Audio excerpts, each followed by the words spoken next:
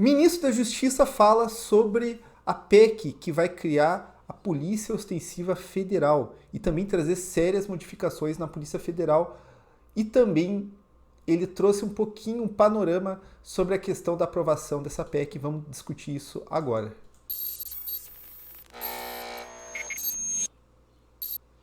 Fala, concurseiro! Meu nome é Guilherme Guimarães, eu sou especialista em concursos, aprovado em 7 concursos e acompanhando de perto as discussões a respeito da PEC da Segurança Pública, que é uma medida que vai mudar as polícias federais, sobretudo a Polícia Rodoviária Federal e a Polícia Federal. E eu quero trazer a discussão que o ministro trouxe acerca dessas mudanças. Eu não vou antecipar nada, e no finalzinho ele fala um pouco sobre as perspectivas da aprovação da PEC, de quando que ela vai ser apresentada. Eu quero trazer algumas discussões, inclusive de bastidores, que eu tive acesso. Mas antes, pensa em comprar meu curso Método Volts, super acessível. Você vai ter acesso a grupo de WhatsApp, eu vou conversar com você, a gente vai ter lives mensais e você vai ter ferramentas para ajudar a melhorar seu estudo. Quanto que custa você melhorar a velocidade do seu estudo? Você ter uma ferramenta que vai melhorar a sua eficiência? Quanto que custa isso? Isso custa muito. Para quem está no meio, está na luta de estudando, sabe disso. Então aqui embaixo a gente tem um link para você saber mais, e é muito barato. Sério, é ridículo de barato. Você pode pagar em várias vezes, bem tranquilo. Então acessa o link abaixo. Vamos lá para o bate-papo aí do ministro Lewandowski. Aliás, descobri isso daqui por meio do meu amigo lá, meu amigo Victor Concursos, ele que postou lá no Instagram. Então eu vou deixar o link para você ter acesso ao vídeo lá e acesso ao canal dele, né, que é sensacional e sempre está trazendo em primeira mão muitas notícias como essa daqui. Então vamos lá, vamos acompanhar o ministro Lewandowski no programa Bom Dia Ministro, lá do canal do governo.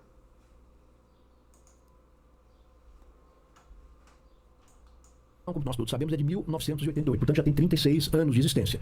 Então, nessa Constituição, no artigo 144, que inicia-se um capítulo que trata da segurança pública, onde se indica as distintas polícias existentes no Brasil. Então temos, na área federal, temos a Polícia Federal, a Polícia Rodoviária Federal, a Polícia Penal Federal, que basicamente toma conta dos 5 presídios de alta segurança ou de segurança máxima. Depois nós temos a Força Nacional, que é aquela composta por policiais militares de todo o país. Uma força pequena, de cerca de 1.500 homens atualmente. Os estados têm as polícias civis e as polícias militares. E também os agentes penais locais federais, além dos peritos criminais. E depois, ao nível municipal, nós temos as guardas municipais, que tomam conta basicamente dos próprios municipais.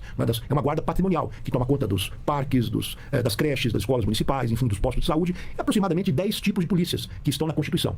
O crime, no passado, como nós até acabamos de falar, era basicamente um crime local. E, repetindo novamente, desde a primeira Constituição Republicana de 1891, a responsabilidade primária para combater a criminalidade sempre foi do governo local, dos estados e agora dos municípios também, que foram aquinhoados com a guarda municipal. Mas ao longo desses 36 anos, percebeu-se que o crime não é mais local, existe, claro, o crime local, mas é um crime interestadual e até transnacional, porque as organizações criminosas atuam para além das fronteiras nacionais. Então nós entendemos que chegou a hora de fazermos uma reforma na Constituição, revermos aquilo que está escrito no artigo 144, inclusive com relação à competência, sobretudo da Polícia Federal e da Polícia Rodoviária Federal. Mas, em primeiro lugar, nós queríamos dar competência à União para coordenar esse sistema, estabelecer diretrizes gerais sobre segurança pública, sobre defesa civil e sobre o sistema penitenciário, que está caótico. O Supremo acabou de decidir na ADPF 347 que o sistema prisional brasileiro está num estado inconstitucional de coisas, né? Como dizia o ex-ministro da Justiça, José Eduardo Martins Cardoso, são verdadeiras masmorras medievais. Isso atenta contra a dignidade humana, porque o preso perde a sua liberdade, mas ele não perde a sua humanidade, continua sendo um ser humano e, como tal, tem que ser tratado. Não é preciso que nós possamos estabelecer nacionalmente certas diretrizes padronizadas para regulamentar esses temas, sem prejuízo da chamada competência concorrente comum dos estados e dos municípios regularem esse assunto naquilo que diz respeito ao seu peculiar interesse. Nós não queremos ingerir nas polícias militares, nem nas polícias civis, muito menos nas guardas municipais. Nós queremos que todas atuem de forma, digamos assim, coordenada, sobretudo na troca de dados de inteligência. Nós estamos sugerindo um aumento um pouco. Então, assim, só algumas considerações, né? Eu acho que ele explicou de maneira muito, muito bacana como que vai funcionar esse sistema, né? Primeiro, essa questão histórica de mudança do crime, né? De passar de ser um crime local para ser um crime mais sofisticado que acontece muito além das fronteiras locais, né? E às vezes até das fronteiras transnacionais. E para isso precisa de uma repressão transnacional. E precisa de uma polícia federal ali presente, né? E a gente tinha isso no âmbito da Polícia Federal, na questão de investigação, de ser de uma polícia judicial, mas não tem, pelo menos, no âmbito ostensivo, né?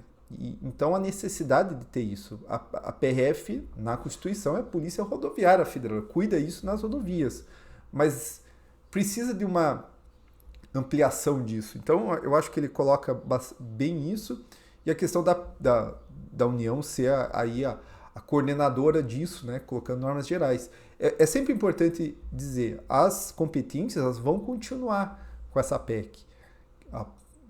O Estado vai continuar mandando na Polícia Militar, mandando na Polícia Civil, né? As competências elas não vão se abrir mão de competências, apenas vai ter uma competência concorrente, aí vai ter uma polícia que vai auxiliar, né, as polícias locais. Então, bem interessante a fala do ministro e essa explicação no sentido histórico. Um pouco das atribuições da Polícia Federal para que ela possa agora explicitamente atuar nas matas, florestas e áreas de preservação ambiental. E também que possa, de forma explícita na Constituição, ter a função de combater o crime organizado e as milícias privadas, que em geral são locais. Apesar de serem locais, tem uma repercussão nacional. Vejam o que aconteceu no caso da Marielle, da vereadora Marielle, que ela foi brutalmente assassinada. Chegamos à conclusão que, por obra fundamentalmente da milícia local, infiltrada nos órgãos de segurança do Estado, mas a repercussão foi mais do que nacional, foi internacional. A Polícia Federal pôde intervir depois de quase 5 anos, e em 1 ano desvendou o crime. Então, nós estamos prevendo que a Polícia Federal possa combater também as milícias privadas, sobretudo nos casos de grande repercussão. A mudança que me parece mais significativa...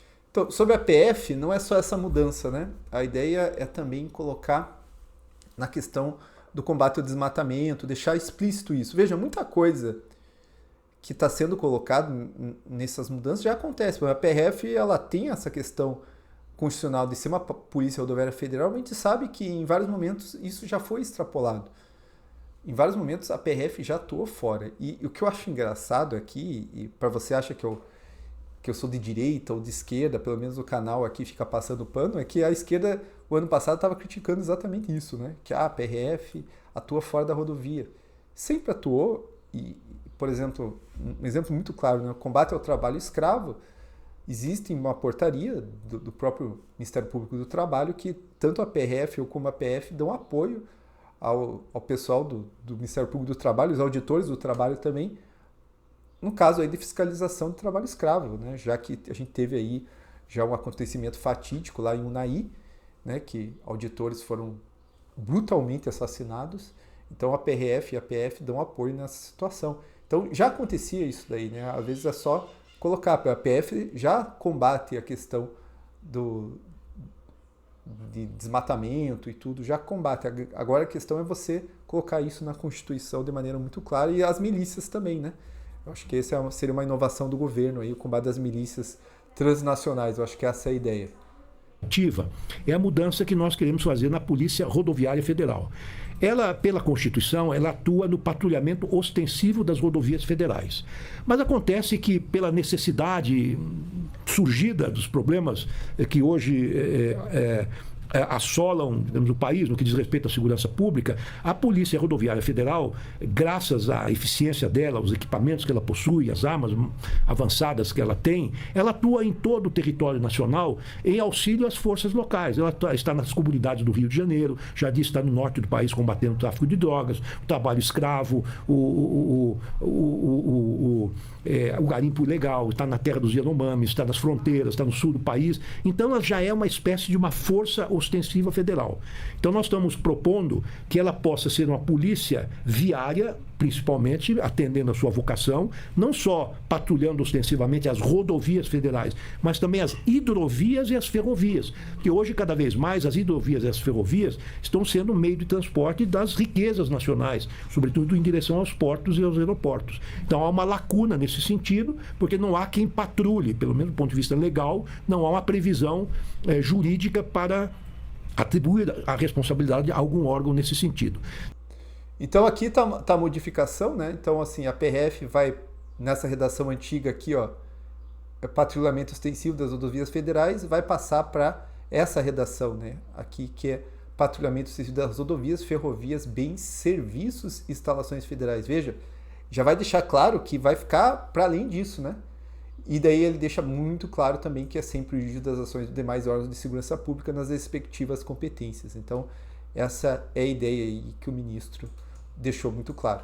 Então, para nós, então, seria muito importante que ela transcendesse as rodovias federais, também pudesse patrulhar ostensivamente as hidrovias e também as ferrovias. E mais, que ela fosse uma força de atuação que pudesse atuar em auxílio, quando requisitada, aos governos locais, de forma temporária, não é? E de forma emergencial, como existe em outros países. Existe em quase todos os países, tem uma guarda nacional, uma guarda que atua ostensivamente em todo o território nacional. Isso ocorre na Itália, ocorre na França, ocorre em Portugal, ocorre no Chile, são as gendarmerias ou os carabineiros. Então nós temos que ter uma força de choque que possa atuar em todo o Estado brasileiro, todo o país.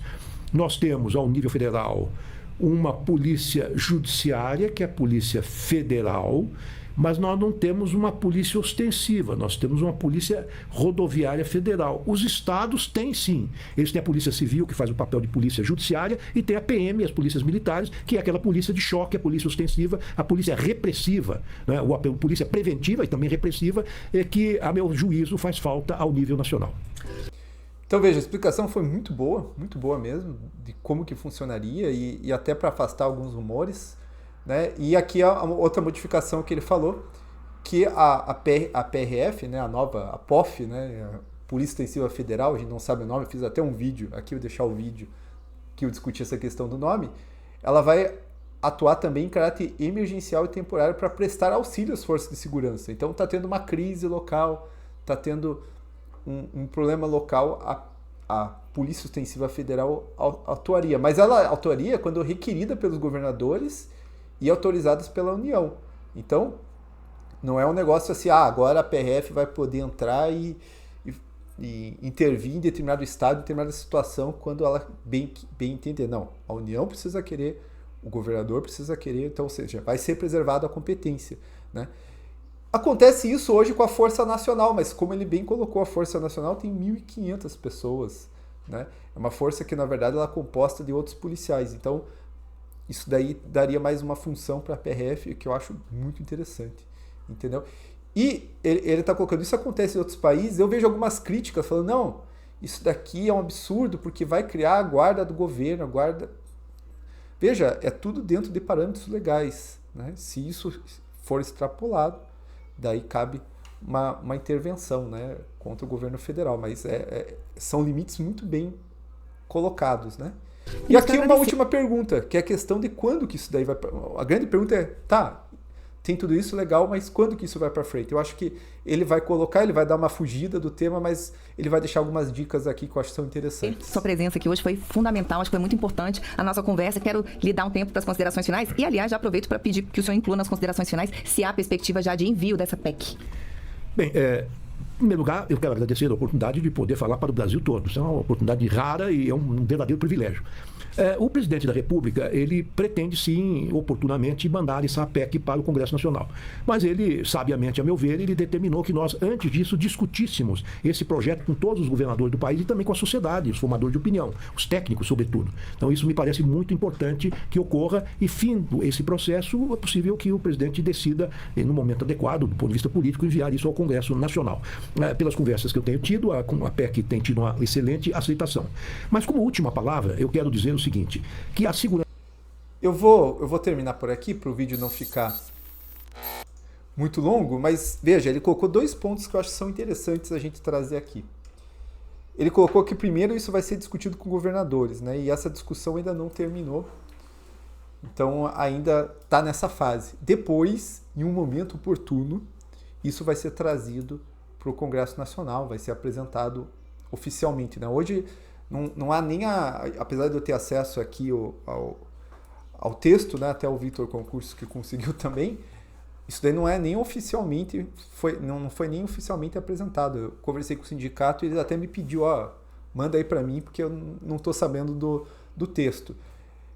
E o que eu consegui aí nos bastidores é que, durante a eleição, o governo não vai enviar essa proposta.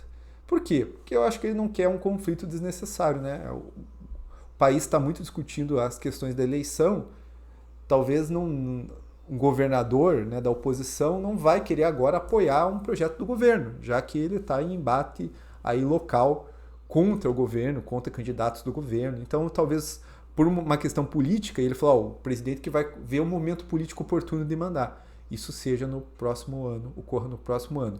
Lembrando, a PEC não vai aumentar o número de PRFs. Muita gente está querendo passar essa ideia errônea. A PEC simplesmente vai criar uma nova polícia. Mas essa criação também não vai acontecer tão somente pela PEC. Você vai precisar de leis infraconstitucionais para regulamentar, por exemplo, qual ferrovia, qual hidrovia, como que isso vai acontecer. Então vai ter uma legislação para regulamentar, né? E talvez ao mesmo tempo que essa legislação seja criada, daí também já possa ocorrer um movimento para aumentar o número de PRFs, que é necessário, né? O ministro falou que não vai aumentar no primeiro momento, mas é uma esperança que todo mundo tem, né? Porque é impossível você aumentar o número de atribuições para uma PRF que já é pequena, frente à demanda que tem, e não aumentar o número de policiais. Então, a gente espera isso daí.